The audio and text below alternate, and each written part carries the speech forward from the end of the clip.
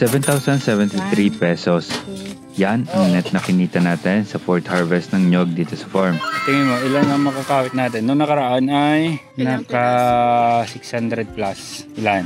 700. Yes, pang fourth harvest na tayo. Nakajakpat din ang presyo ngayon dahil 13.50 ang presyo ngayon kada isa.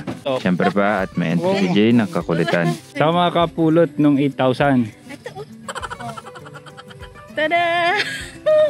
Ang galing lang. Hihintay ka lang ng 45 days, kakawit, pera na. Dumating si na Kuya RD dito sa farm, makatanghalian para kumawit.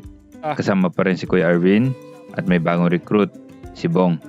Agad sila nagsimula at talagang sasaglitin ulit nila yan. At isa pang ako'y namamangha, talagang sa unang tingin pa lang, may rough estimate na sila kung mas marami ba kumpara ng nakaraan ang makukuha ngayon.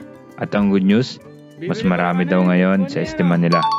Tingnan na lang natin mamaya. Tingin mo, ilan ang makakawit natin? Noong nakaraan ay naka 600 plus. 600 na buko? Nyog. Nyog. Ilan? 700. 700? Sige. Magpapahuli ba naman si Jay sa hukatan ng mga nyog? Magkano ang bayad mo sa akin? 1,000, isang buko. Tama. Mahal naman. Oo. Pwede na. Yun na yun. Oo. Tapos ka na? 1,000 na yun. 2,000 na yun. Ay mamumulubi din sa libur ko dito. Dahil nga napakagaling na ni Kuya RD kumawit at di naman karamihan ng mga puno ng nyog dito. Kaya mabilis na nakarating sila sa tapat ng kubo. At ang dami na rin naipon na nyog. Sana makarami kahit paano. Pero confident sila na mas marami ngayon. Pero pagdating daw ng December, humihina daw ang mga bunga ng nyog. Kaya inaasahan nila na sa susunod na kawit, mas maunti ang makukuha. Pero still, blessing is blessing. Pagdasal natin na makarami. Pero kung ano ang abutin, ipagpapasalamat natin. Dahil marami nang nakuha ng nyog, ang dami na! Dito, nag-timing na rin mag-prepare ng clips para sa 1 million followers natin. Kaya katulad ng ginawa ng 900k followers, mag-ugis si Jay ng 1M mula sa mga nyog. At dahil mapapagod siya dito, may request si Jay. Buko! Buko. Mamaya, pagpunta ni Kuya RD dito sa ito. Wish granted yan, syempre. Kaya sinukit na tayo ni Kuya RD. At binisita ulit tayo ni Sir Percy. Ang mayaman pero humble natin na kapitbahay dito. At tumulong siya sa trip namin na 1 million na lettering. Kailangan kasi na tuyong mga nyog ang gagamitin para may contrast mula sa damuhan. Mamaya na nga yan. Buko time na muna at baka ikaw Jay pagod na. At as usual, napakasarap ng buko dito. At bigyan din natin si Sir Percy syempre.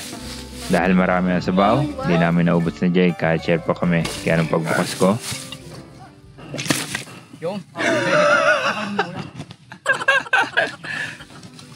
at sa kabisihan namin magbuko, di ko na malayan, tapos na. Ganung kabilis. At nakatiklop na rin ang pangawit. Thank you po sa inyo. Dadaan na lang po mamaya. Maya-maya ay dumating na rin ang suki natin na mamimili, si Ma'am Irish. 13.50 kada piraso ngayon. Not bad. Sa inyo ba mga Coff-Duty, magkano kada piraso ng nyog? Sa mga ganitong pagkakakitaan, dapat may mga connection ka talaga. At dapat hindi lang isa, dapat at least dalawa. Dalawang tagakawit, dalawang mamimili.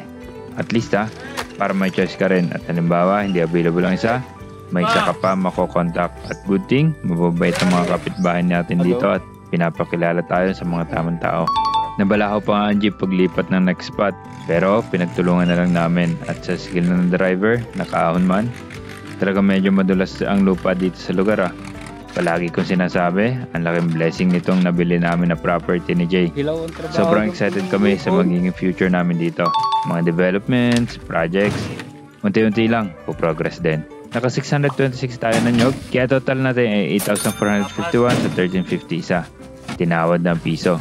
Para sa mga labor natin, sa kawit natin ay 689. Sa ipon ay 344 at sa parada ay 344 pesos din. Kaya ang net natin, 7,073 pesos. Napakalaking blessing para sa next to na input. Sa inyo mga Coff-Duty, magkano ang per praso ng nyog? Comment kayo. Yun lang. Peace.